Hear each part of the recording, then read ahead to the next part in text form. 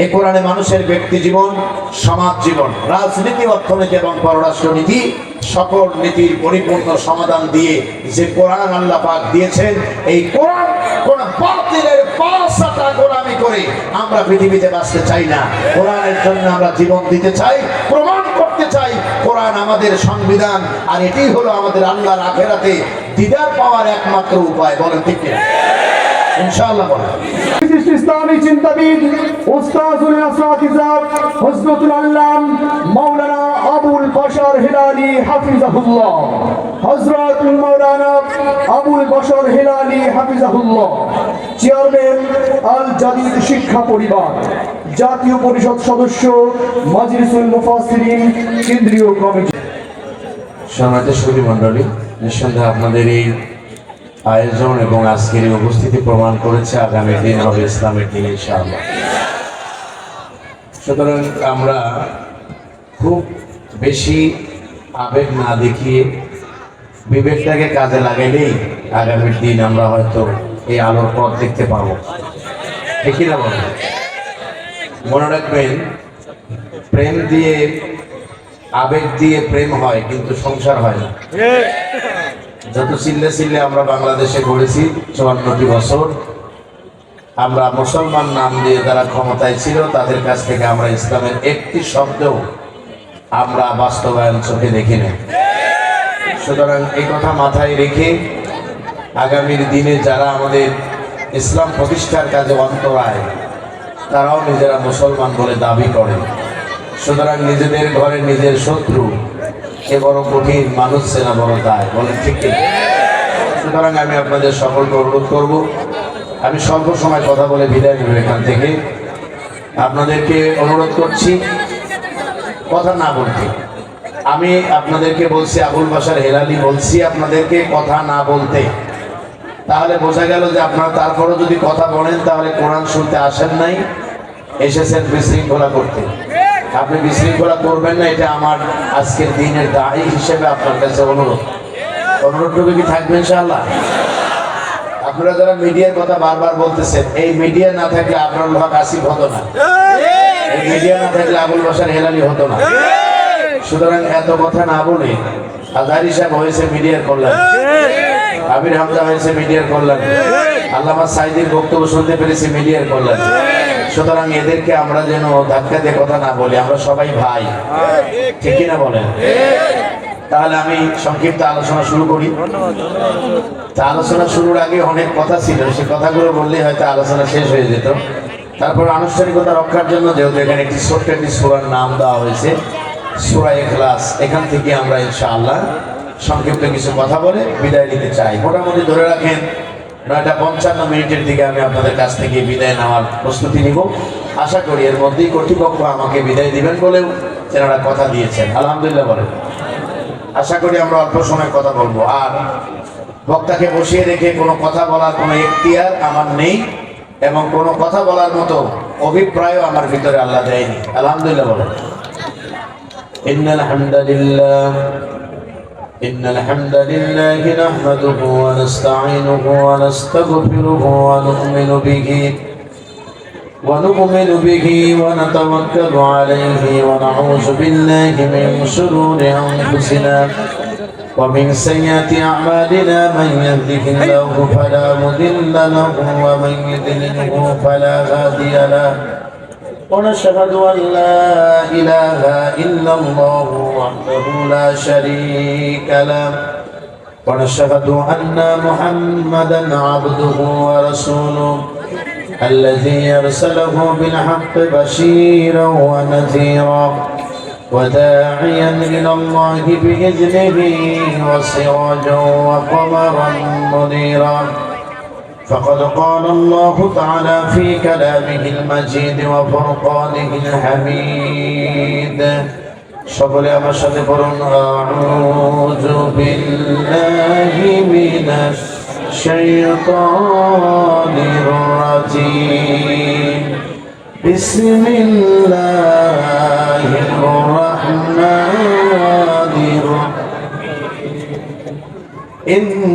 ইন্নাল্লাহা ওয়া মালাইকাতাহু يصلون على النبي يا أيها الذين آمنوا صلوا عليه وسلموا تسليما اللهم صل على محمد وعلى آل محمد كما صليت على إبراهيم وعلى آل إبراهيم إنك حميد مجيد اللهم بارك على محمد وعلى آل محمد كما باركت على إبراهيم وعلى آل إبراهيم إنك حميد مجيد বদর দেখিনি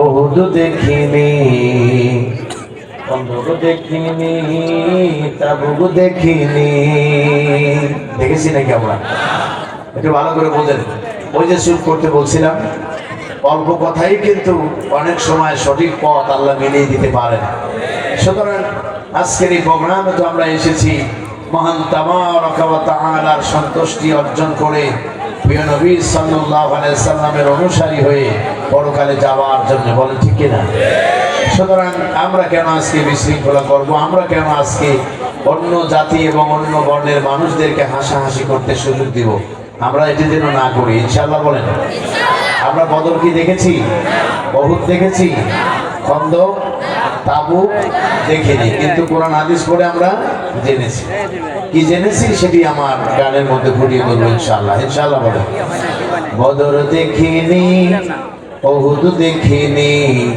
খন্দক দেখিনি তাবুক দেখিনি কোরআন হাদিস পড়ে শুনে জেনেছি আমি কোরআন হাদিস পড়ে শুনে জেনেছি আমি সংগ্রামী ছিল আমার নবীর জীবনী সংগ্রামী ছিল আমার নবীর জীবনী ঠিক না বলে ইমাম খতিব ছিলেন নবী সারা জীবন ধরে রাষ্ট্রনায়ক বিচারপতি স্বামী ছিলেন গড়ে ইমাম খতিব ছিলেন নবী সারা জীবন ধরে রাষ্ট্রনায়ক বিচারপতি স্বামী ছিলেন গড়ে সেই নবীজির কিছু জীবন মানলে হবে নি হবে সংগ্রামী ছিল আমার নবীর জীবনী বলেন বদর দেখিনি উহুদ দেখিনি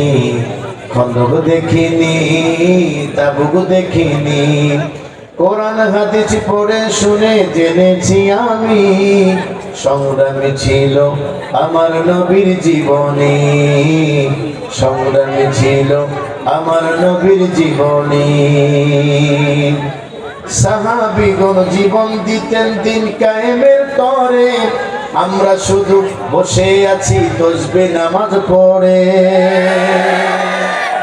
সাহাবীগণ জীবন দিতেন দিন কায়েমের তরে আমরা শুধু বসে আছি তাসবিহ নামাজ পড়ে এমনি ভাবে গড়লে জীবন নাজাত হবে নি হবে সংগ্রামী ছিল আমার নবীর জীবনী সংগ্রামী ছিল আমার নবীর জীবনী বদর দেখিনি উহুদ দেখিনি খন্দক দেখিনি তাবুক দেখিনি কোরআন হাদিস পড়ে শুনে জেনেছি আমি সংগ্রামী ছিল আমার নবীর জীবনী বিপ্লবী ছিল আমার নবীর জীবনী মজ্জাজ মোহতারাম কোনাবাড়ি গার্মেন্টস শ্রমিক ও যুব সমাজের উদ্যোগে আয়োজিত চতুর্থ বার্ষিকী তাফসীরুল কোরআন মাহফিলে সম্মানিত সুধী মণ্ডলী প্রাণপ্রিয় গাজীপুর মহানগরের এক অংশের আপামর তাওহীদি জনতা পর্দানিশী মা এবং বোনেরা মহান তাবারাকা ওয়া তাআলার প্রশংসা করছি আলিশান দরবারে যিনি 24-এর গণ আন্দোলনের পরে বাংলাদেশের প্রেক্ষাপটে কোরআন এবং সুন্নাহ ভিত্তিক সমাজ বিনির্মাণের একটি রূপরেখা সৃষ্টি করে দিয়ে জাতির মানুষকে ঐক্যবদ্ধ হওয়ার তৌফিক দিয়েছেন, সে আল্লাহ তাআলার প্রশংসা দরকার আছে না নাই? সবাই একসঙ্গে বলতে হবে, আছে না নাই? সে আল্লাহ তাআলার প্রশংসা করে পড়ছি আলহামদুলিল্লাহ। পড়ুন সবাই, রব্বানা লাকাল হামদ হামদান কাসীরান তাইয়িবান মুবারাকান ফীহি। লাখো কোটি দরুদ এবং সালাম বর্ষিত হোক আমাদের একান্ত প্রিয় নবী, প্রিয় রাসূল, প্রাণ প্রিয় নেতা সাইয়্যিদুল মুরসালিন রাহমাতাল লিল আলামিন, খাতামান নাবিয়্যিন, মা আমিনার নয়নের মণি, মদিনা দুলাল নিপীড়িত নির্যাতিত পথ ভোলা মানুষের মুক্তির সংগ্রামের মহানায়ক বিশ্ব নেতার প্রতি আমাদের গভীর শ্রদ্ধা এবং ভালোবাসা আমরা প্রাণ করে পড়ছি সাল্লাল্লাহু আলাইহি ওয়াসাল্লাম। সংগ্রামী ভাইরা আমার, হাবিল এবং কাবিল থেকে শুরু হয়েছে হক এবং বাতিলের দ্বন্দ্ব। এ পথে যারা দিয়েছে জীবন, মহান আল্লাহ তাআলা তাদেরকে শহীদের সুযোগ্য মর্যাদা নসিব করেন, আর আমাদের জীবনটাকে কোরআনের রাস্তায় আল্লাহ কবুল করেন। আমিন কি বলা যাবে? আবার বন্ধুগণ, আজকে বাংলাদেশের বুকে কোরআন এবং হাদিসের মাহফিলগুলোতে এক অঘোষিত অশুভ শক্তি তারা বিভিন্ন রকমের প্রভাব বিস্তার করার পায়চারা চালাচ্ছে, বলেন ঠিক কিনা? তারা চায় না কোরআনের মাহফিল হোক, তার কারণ কোরআনের মাহফিল হলেই সকল শ্রেণীর আলেম এখন বলতে বাধ্য হয় এ জমিনও যার, আইনও চলবে তার। একটু আপনারা এই বিশাল জনতা একটু আওয়াজ দিয়ে বলেন তো, জমিন কার? যারা বলেন নাই তারা কি হিন্দু খ্রিস্টান আছেন, কমিউনিস্ট আছেন, এরপর নাস্তিক আছেন? তাহলে একটু আওয়াজ দিয়ে চিৎকার দিয়ে বলেন, জমিন কার? আইন চলবে কার?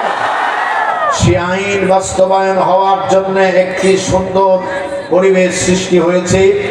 তবে আমাদের কণ্ঠ রোধ করার জন্য আমাদেরকে বিভিন্ন জায়গায় মঞ্চে ওঠার আগেই পোস্টমর্টম শুরু হয়ে যায়।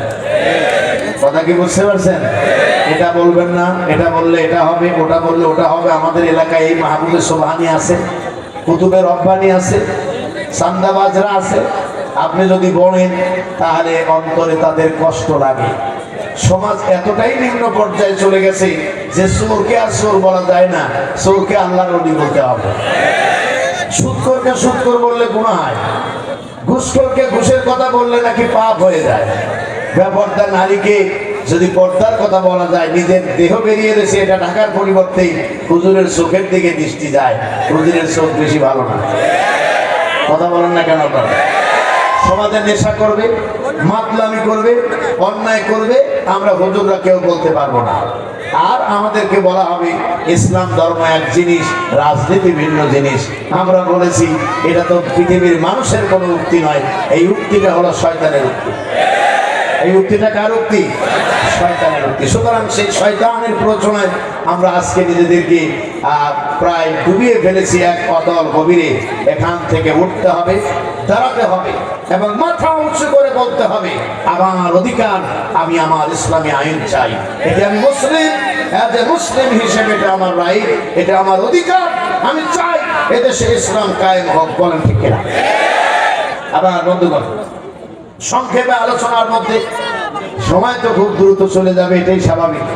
আমি আমার মূল কথায় চলে যাচ্ছি। যাওয়ার আগে আমি আমার জীবনের সবচেয়ে কষ্টের মধ্য দিয়েও যে কথাটি মাহফিলে না বললে আমার কলিজায় ঠান্ডা হয় না, সেই কথাটি আপনাদের কাছে বলতে চাই। সেই কথাটি হলো, প্রশাসন বিগত 16 বছরে আমাদের কাছে এসে দাঁড়িয়ে বলছে এখন মাহফিল বন্ধ করতে হবে, এই মুহূর্তে প্রোগ্রাম বন্ধ করে দোয়া করে দিতে হবে।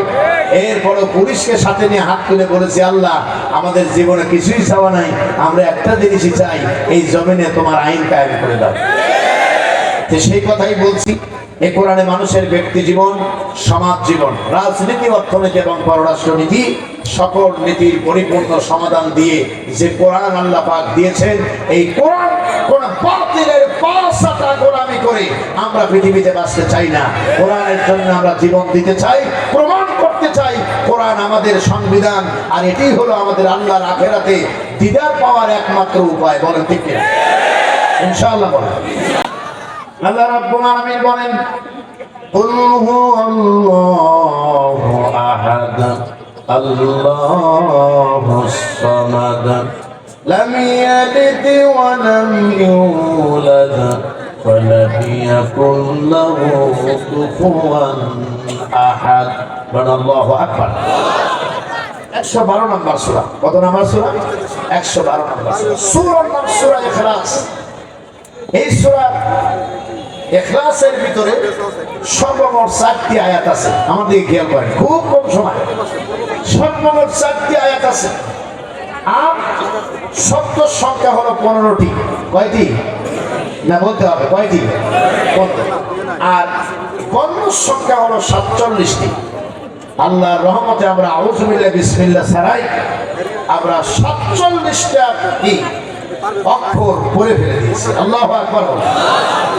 10টা করে যদি নেকি আল্লাহ দেন তাহলে কি পরিমাণ নেকি হবে বোঝা বড় কঠিন আমার ভাইরা এদিকে তাকান কষ্ট লাগবে তো আমি তো বলছি যে আমাদের নির্ধারিত সময় এখানে পোস্টার লেখা আছে আবুল বাশার হেলালি আলোচনা করবেন রাত 10টা পর্যন্ত 9টা থেকে 10টা 10টার থেকে আমাদের আসিফ সাহেব উঠবেন ঠিক কিনা বলেন পোস্টার এইভাবেই লেখা আছে না আমরা সেইভাবে আমাদের প্রোগ্রাম সাজিয়েছি আল্লাহু আকবার বলেন আমাদেরকে 10টার 1 মিনিট পরে এই মঞ্চে আপনারা দেখবেন না তার কারণ আমি যদি আধা ঘন্টা 40 মিনিটে আমার গুরুত্ব বোঝাতে না পারি বাকি 5 মিনিটে প্রোগ্রাম নষ্ট করে আমি আমার গুরুত্ব বোঝাতে পারবো না বলেন ঠিক কিনা তবে আমি আপনাদেরকে অনুরোধ করছি এইখানে যদি আপনারা আরো লোককে ঢুকতে না দিতে চান তাহলে দয়া করে এখানে ভলান্টিয়ার সেট করেন ওইখান থেকে ভিতরে যেন লোক না ঢোকে যে ভাইয়েরা বসে আছেন এই ভাইগুলো অনেক কষ্ট করে এইখানে সামনে যারা বসেছেন নিঃসন্দেহে বা এসার আগেই এসেছেন অনেকেই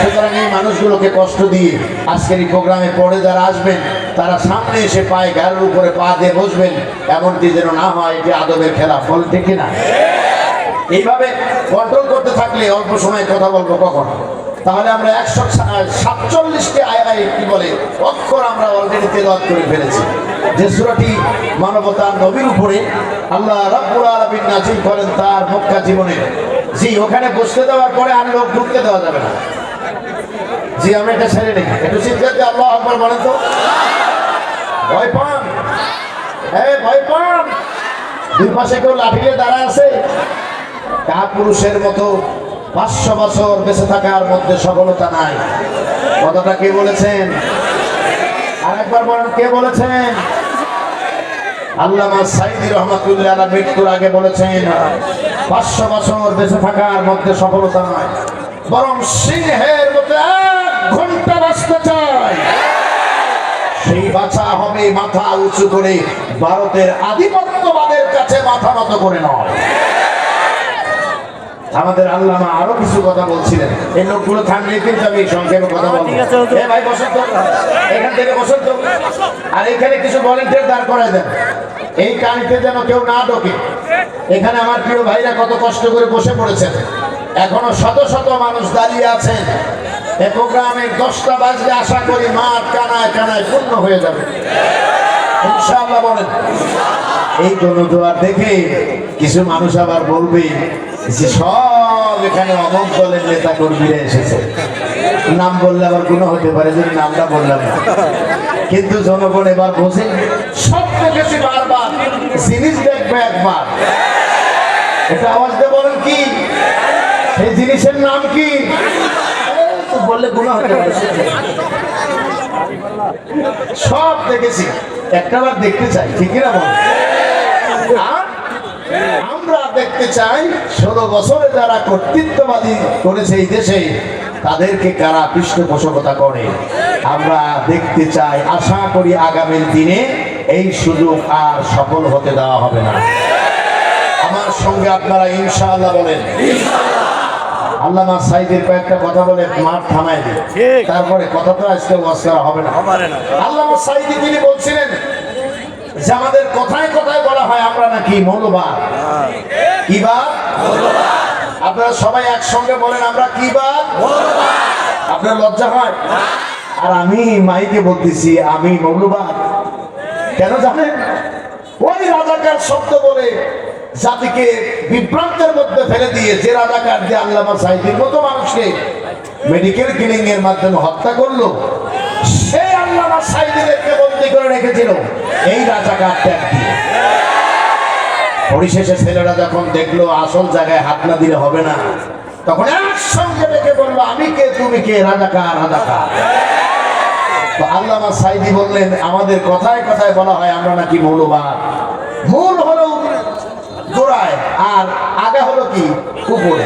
উনি বললেন, আমরা যদি মৌলবাদ হয়ে থাকি তাহলে নিঃসন্দেহে তোমরা হলো আগাবাদ। তো আগা হলো উপরে, মূল যেহেতু নিচে, তো মূলে আমরা আছি 12 কোটি।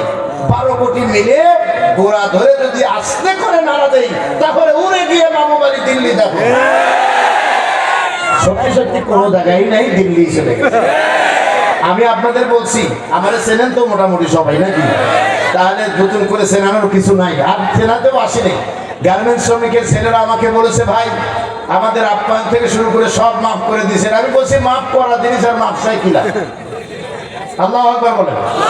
এই কোনাবাড়ি এরিয়া দিয়ে দীর্ঘ প্রায় 10টি বছর আবুল বাশার হেলালির কোনো মাহফিল হতে দেয় নাই। আপনারা যারা আয়োজন করেছেন তারা ভালো জানেন। আজকেও আমাকে বলা হয়েছে, আমাকে দাওয়াত দেওয়ার কারণে নাকি কিছু মানুষের কলজার ভিতরে অঘোষিত দাউ দাউ করে আগুন জ্বলেছে। তারা বলেছে, হেলালি সাহেব তো চিহ্নিত অমুক দলের লোক, আমরা অমুক দল বুঝি না, আমাদের দলের নাম কোরআনের দল। একটু অবস্থা বলেন ঠিক কিনা? এই কোরআনে যে হাত দিতে আসবে তার হাত পুড়ে যাবে, কোরআনে যে বাধা দিতে আসবে তার বাধা ভেঙে দেওয়া হবে। কোরআন নিয়ে যারা সিরিবিরি খেলবে তাদেরকে দুনিয়ার থেকে স্তব্ধ করে দেওয়া হবে ইনশাআল্লাহ।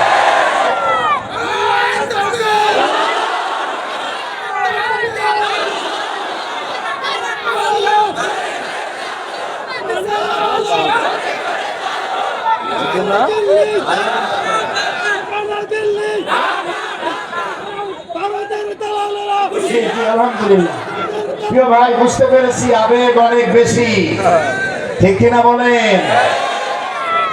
আমার বন্ধুগণ, সুর শুনে আর লাভ নাই। আর মাত্র আলোচনা, এখন বাজে 9:40, আর মাত্র 20 মিনিট খেলা হবে। কি হবে? আবার মাকড়াস করে বলেন তো একটু। আপনারা পারেন না একেবারে সুন্দর করে। ওবায়দুল কাদের তো ওপেন হার্ট সার্জারি করা মানুষ, ও বেটার তো শরীরে শক্তি নাই। মাইক পেয়েছে তাও বলছে খেলা হবে, একেবারে সুন্দর করে মাকড়াস করে বলছে। কিন্তু দুঃখজনক হলো 1.5 বছর পার হয়ে গেল, খেলোয়াড়রা সব মাঠে, কিন্তু বেটা খেলার নাই, ঠিক কিনা বলেন? এখন ওপার বাংলা থেকে মাঝে মধ্যে বলে, আমরা আবার আসিব ফিরে, তোমরা আমাদেরকে রিসিভ করিও। আমরা বলছি যে ওইখানে ফট করে ঢোকার দরকার নেই, ওই যেখানে ফট করে ঢুকবেন ওখানকার মানুষ আরো বেশি খেপা। কথা কন না কেন? আমার বন্ধুগণ, সত্যি সত্যি দিল্লি চলে গেছে, কথাটা মনে আছে তো? দিল্লি গেল, সীমান্তবর্তী সব জেলায় আল্লাহ প্রায় আমাকে নিয়েছেন, আলহামদুলিল্লাহ। আগে বলেন, ভারতের মাটিতে এই আপনার পশ্চিমবঙ্গে যদি আপনি যান, আল্লামা সাঈদীর ভক্ত দেখলে আপনি পাগল হয়ে যাবেন। এত মানুষ আল্লামা সাঈদীকে ভালোবাসেন, আলহামদুলিল্লাহ বলেন। তো ত্রিপুরা যায় নাই, আসাম যায় নাই, যেগুলোর নাম বলবো সবগুলো পরে আল্লাহ আমাকে দিয়েছেন, আলহামদুলিল্লাহ বলেন। এরপরে কলকাতা, হাওড়া, এরপরে আপনার কি 24 পরগনা, মেদিনীপুর, এরপরে কুচবিহার, উত্তর দক্ষিণ দিনাজপুর, এরপরে আপনার কি বলে মালদা, ফারাক্কা, কয়টার নাম শুনবেন, নদিয়া, সব জায়গায় হলো সীমান্তবর্তী এলাকা। কিন্তু কোন জায়গায় যায় নাই। মাজলুমের দোয়া মঞ্জুর হয়ে গেছে, চলে গেছে সোজা দিল্লিতে। এই ব্যবস্থা করছেন কে? অথচ আল্লামা সাঈদী প্রায় কত বছর আগে বলছিলেন? প্রায় 25 থেকে 30 বছর আগে বলা সে কথা যেন আজকে নতুন তিনি বলে ফেলেছেন, বলেন ঠিক কিনা? আমার বন্ধুগণ, এরপরে তিনি যখন দেখলেন কোরআনের বিরুদ্ধে কথা বলে, কোরআনের বিরুদ্ধে অনফনি ফৌজদারি করে, আলেমদের ধরে, সাধারণ মানুষদেরকে মারে, হামলা দেয়, মামলা দেয়, উনি একটি কথা বলেছিলেন, যেভাবে ধরতেছো আর যেভাবে মারতেছো, এমন একদিন আসবে পালানোর জন্য ইন্দুরের গর্ত খুঁজে পাবা না। আরে মনে হয় আল্লাহ মাফ, কোরআনের পাখি আমাদের কাছ থেকে ফিরে চলে গেলেন পৃথিবী ছেড়ে। আমি ওনার কবরের পাশে যতবার দাঁড়িয়েছি প্রোগ্রাম করতে গিয়ে পিরোজপুর জেলাতে, যতবার গিয়েছি তার কবরের পাশে, সেখানে গিয়ে আল্লামা সাঈদীর কবরের দৃশ্য দেখে আর মানুষের আত্মনাদ এবং কান্নার ধ্বনি দেখে আমি স্থানীয় দোকানদারদের জিজ্ঞাসা করেছি, এই দৃশ্য কি শুধু আজকেই দেখলাম? বলে না মাওলানা সাহেব, প্রতিদিন এরকম মানুষ আসে, হাজার হাজার মানুষ এসে আল্লামার কবরের পাশে দাঁড়িয়ে মহান আল্লাহর কাছে বলে, আল্লাহ তুমি কোরআনের পাখিকে মাফ করে দাও। আমার বন্ধুগণ, যে সূরাটি আমি তেলাওয়াত করেছি সূরার নাম সূরা ইখলাস। এর আয়াতের সংখ্যা হলো 4টি আর এটার শব্দের সংখ্যা হলো 15টি, বর্ণের সংখ্যা 47টি। সূরাটি মানবতার নবী বিশ্ব নবী জনাবে মুহাম্মদুর রাসূলুল্লাহ সাল্লাল্লাহু আলাইহি সাল্লামের উপরে তার মক্কা জীবনে নাজিল হয়। আর নাজিলের কারণটা আমি আপনাদের একটু সংক্ষেপে বলে দেই। অনেক বর্ণনায় অনেক রকমের হাদিস বর্ণনা করা হয়েছে, তবে সংক্ষেপ কথা হলো মানবতার নবী জনাবে মুহাম্মদুর রাসূলুল্লাহ সাল্লাল্লাহু আলাইহি সাল্লামকে আরবের কাফিররা মুশরিকেরা জিজ্ঞাসা করলো, ও মুহাম্মদ সাল্লাল্লাহু আলাইহি সাল্লাম,